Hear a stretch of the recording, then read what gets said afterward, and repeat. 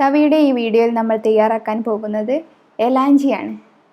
ഇത് തയ്യാറാക്കാനായിട്ട് നമ്മൾ ആദ്യം ഒരു പാൻ എടുത്ത് ചൂടാക്കി അതിലേക്ക് 2 ടേബിൾ സ്പൂൺ നെയ്യ് ചേർത്ത് കൊടുക്കുക. നെയ്യിലല്ലെങ്കിൽ വെളിച്ചെണ്ണയിൽ നിങ്ങൾക്ക് തയ്യാറാക്കാം. നെയ്യാണ് കുറച്ചുകൂടി ടേസ്റ്റ് കൂടെ. നെയ്യ് ഇഷ്ടമില്ലാത്തവർ വെളിച്ചെണ്ണയിൽ ഉണ്ടാക്കുക. ഇനി അതിലേക്ക് നമ്മൾ കാഷ്യൂനട്ട് ചേർത്ത് കൊടുക്കുക. കാഷ്യൂനട്ട് ഒരു ലൈറ്റ് ബ്രൗൺ ആയി വരുമ്പോൾ നമ്മൾ അതിലേക്ക് കിസ്മിസും കൂടി ചേർത്ത് കൊടുക്കുക. നന്നായിട്ട് വറുത്ത് എടുക്കുക. അപ്പോൾ നമ്മൾ വറുത്തെടുത്തിട്ടുണ്ട്. ഇനി നമുക്കതൊരു ബൗളിലേക്ക് മാറ്റാം. ഇനി നമ്മൾ നെയ്യ് ഉള്ള ആ പാനിലേക്ക് 1 കപ്പ് പഞ്ചസാരയും അര കപ്പ് വെള്ളവും ചേർത്ത് കൊടുക്കുക. നന്നായിട്ട് കുറുക്കിയെടുക്കുക. ഇപ്പോൾ പഞ്ചസാര നന്നായിട്ട് കുറുകി വന്നിട്ടുണ്ട്. ഇതിലേക്ക് അരമുറി തേങ്ങ ചിരകിയത് ചേർത്ത് കൊടുക്കുക.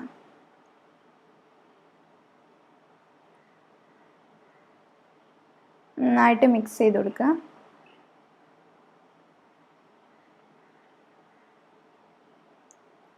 തേങ്ങയും നെയ്യും പഞ്ചസാരയും കൂടിയൊക്കെ കൂടിയിട്ടൊരു പ്രത്യേക ഫില്ലിങ്ങിന് ഭയങ്കര ടേസ്റ്റാണ്.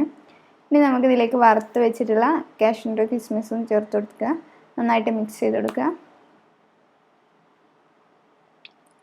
1/2 ടീസ്പൂൺ ഏലക്കാപ്പൊടി കൂടി ചേർത്ത് കൊടുക്കുക. ഇപ്പോൾ നമ്മളെ ഫില്ലിങ് റെഡി ആയിട്ടുണ്ട്. നമുക്ക് കവറിങ് തയ്യാറാക്കിയെടുക്കാം. അതിനായിട്ട് ആദ്യം ഒരു മുട്ട പൊട്ടിച്ച് നന്നായിട്ട് അടിച്ചെടുക്കുക. ഇതിലേക്ക്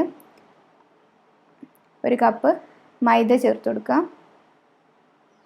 നന്നായിട്ട് ഇളക്കി കൊടുക്കുക. മുട്ടയും മൈദയും നന്നായിട്ട് യോജിച്ച് വന്നിട്ടുണ്ട്. ഇനി ഇതിലേക്ക് നമുക്ക് 1/2 ടീസ്പൂൺ മഞ്ഞൾപ്പൊടി ചേർത്ത് കൊടുക്കാം.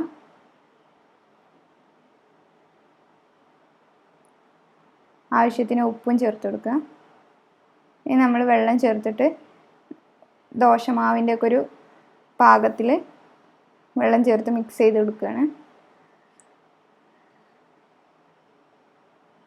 ആ ഒരു കൺസിസ്റ്റൻസിയിലാണ് നമ്മുടെ മാവ് നിൽക്കേണ്ടത്. അപ്പോൾ നമ്മുടെ മാവ് റെഡി ആയിട്ടുണ്ട്. ഇനി നമുക്ക് ഇത് ചുട്ടെടുക്കാം.